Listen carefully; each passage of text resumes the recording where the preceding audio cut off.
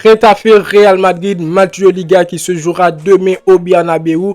La famille, j'espère que vous allez très bien et je suis très content de vous retrouver sur la chaîne pour cette nouvelle vidéo. Vidéo avant-match, comme vous le voyez bien, Getafe Real Madrid.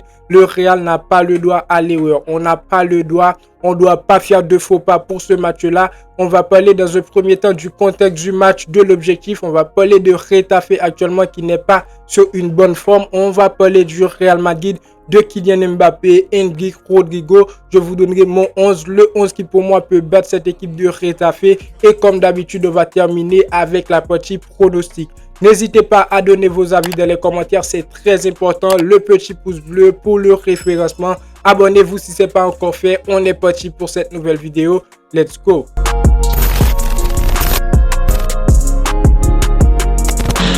On commence donc les amis avec le contexte du match. C'est un match de Liga et le Real Madrid n'a pas le droit à l'erreur. Alors que je tourne cette vidéo, le Real Madrid est deuxième derrière le Barça avec un point d'écart et aussi un match en retard. Mais le Barça aussi est en difficulté face à Las Palmas. Donc si le Barça ne réussit pas à gagner face à Las Palmas aujourd'hui et que le Real Madrid gagne face à Getafe demain, on va prendre la tête du classement. On aura un groupe du Real Madrid beaucoup plus confiant avec l'objectif de gagner la Liga. Si on prend la tête du classement, je pense au niveau de jeu, le Real Madrid va donner beaucoup plus de choses positives les amis. Maintenant, ce serait un match au Bernabéu, une raison de plus de gagner ce match avec une très bonne prestation. Comme je vous dis bien, le dernier match était face à Liverpool en Ligue des Champions et la prestation du Real Madrid, surtout lors de la deuxième période, n'a pas été bonne. Donc le Real Madrid a intérêt. L'objectif, la victoire qui est une obligation, on n'a pas le droit de faire un faux pas.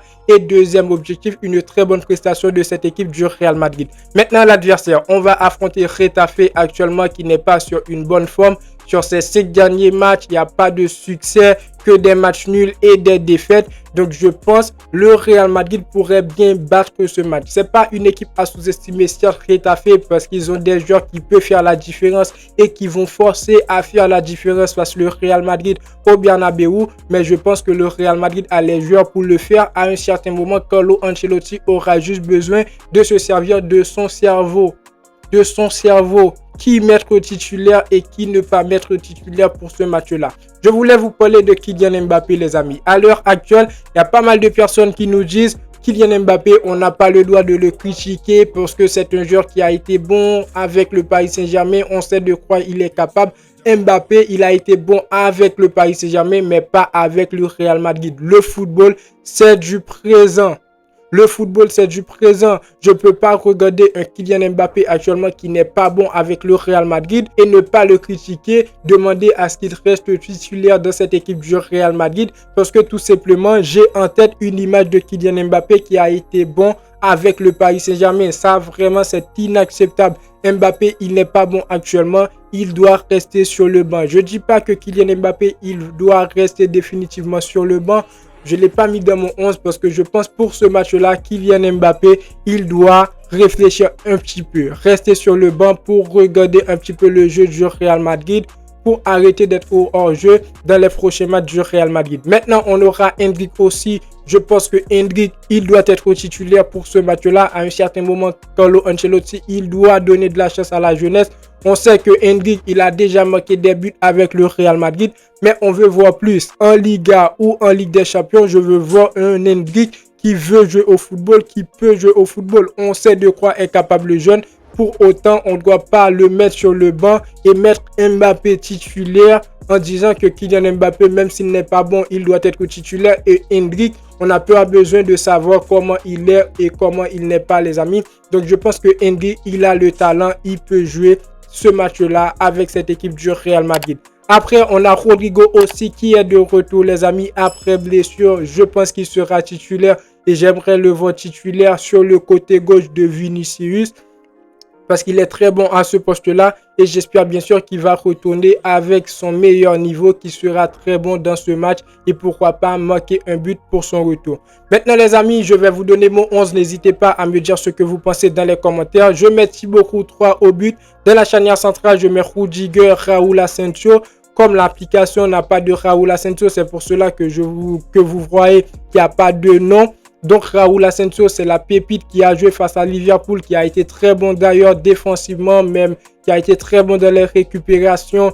Et il a été très bon dans les derniers matchs du Real Madrid face à Leganés, face à Osasuna. Donc c'est lui que je mets dans ce 11-là. Il sera titulaire bien sûr, du fait qu'on a pas mal de joueurs blessés dans la défense. Raúl Asensio, Rudiger titulaire. En latéral, je mets Lucas Vázquez pour son retour avec un Valverde qui va retourner au niveau du milieu de terrain parce que Tchouaméni et Camavinga, ils sont blessés. Donc, on reste dans la défense. Je mets Lucas Vázquez sur le côté droit. Franck Garcia à la place de Fernand Mendy sur le côté gauche. Un milieu de terrain avec Jude Bellingham, Valverde, Arda Güler. Bellingham, Arda Güler sur les côtés, Valverde en tant que numéro 6. Parce que je trouve que c'est le seul joueur au niveau du milieu de terrain du Real Madrid qui peut compenser l'absence de Camavinga et de Tchouaméni. Valverde, tu le mets latéral, défenseur central, tu le mets numéro 9, tu le mets ailier droit. Je pense qu'il sera très bon. C'est un joueur qui est très complet les amis. Donc voilà pour le milieu de terrain. Et au niveau du secteur offensif, je mets Rodrigo, Endrick, Brahim Diaz les amis. Rodrigo, Endrick, Brahim Diaz, pas de Kylian Mbappé comme je vous dis bien. N'hésitez pas à me donner vos avis dans les commentaires, c'est très important.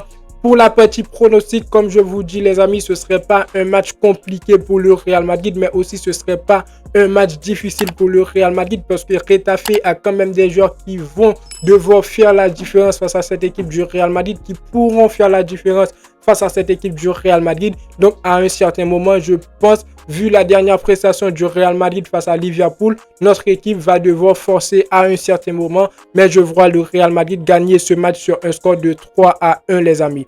Donc voilà, 3-1, pourquoi pas un but de Rodrigo, un but de Brahim Diaz et un but de Bellingham. N'hésitez pas à donner vos avis dans les commentaires, c'est très important. La vidéo touche à sa fin. N'oubliez pas de vous abonner si ce n'est pas encore fait, le petit pouce bleu pour le référencement. Et moi, je vous dis à très bientôt pour une toute nouvelle vidéo. Ciao. Ciao.